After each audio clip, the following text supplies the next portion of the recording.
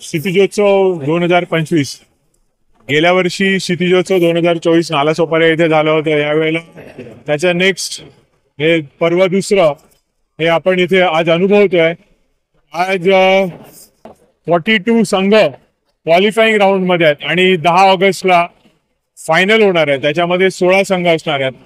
वसई, विरार, नालासोपारा, किंबहुना वालीव या विभागातले असे 16 संघ मालक आणि 17वा संघ जो आहे तो महिलांचा. आता तुम्ही आपण बघतोय की 5 महिलांचे संघ सुद्धा इथे आहेत.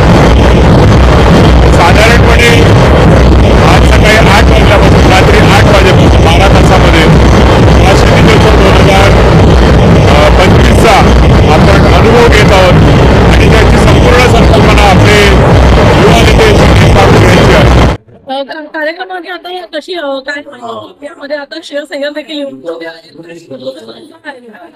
श्रेयस अय्यर हे मुंबईची जी गोविंदा प्रीमियर लीग आहे त्यांचा एक संघ आहे आणि त्या संघामध्ये आपल्या सोपारा ट्विन्सच्या संघाचा समावेश झालेला आहे आणि त्यांच्या जर्सीच्या उद्घाटनासाठी आज ते इथे आले होते. त्यावेळेला लोकनेते माननीय श्री हितेंद्रजी ठाकूर, युवा नेते क्षितिज ठाकूर व आमचे सर्व पदाधिकारी त्यावेळेला उपस्थित होते. आज 16 जे गोविंदा प्रीमियर लीगचे संघ आहेत आणि 17वा जो संघ आहे तो महिलांचा आहे.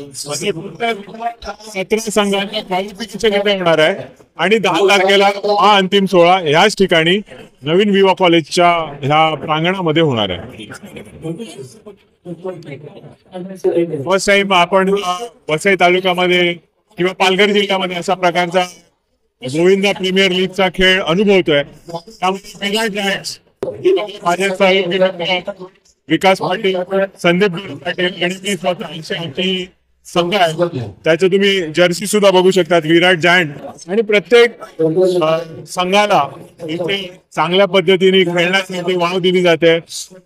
चांगल्या खेळीमेळीच्या वातावरणामध्ये सर्व आपण इथे बघणार. तर आता महिलांच्या संघांचा इथे क्वालिफिकेशन चालू आहे. त्याच्या आधी वाडा, वसई, पालघर, डहाणू विविध तालुक्यातून आलेले संघ नुसतं वसई तालुक्यातूनच नाही तर आपला जो पालघर जिल्ह्यातल्या उर्वरित 7 तालुके आहेत त्या तालुक्यातले सुद्धा संघ इथे आलेले होते आणि एक चांगलं आयोजन नियोजन हे गोविंदा पथकांच्या माध्यमातून यंगस्टर ट्रस्ट असेल किंवा महाराष्ट्र राज्य गोविंदा पथकांचा जे महासंघ आहे तो असेल आणि विविध ज्या सहयोगी संघटना आहेत त्यांच्या माध्यमातून इथे होत आहे. मी परत एकदा सर्व मान्यवरांना आणि पत्रकार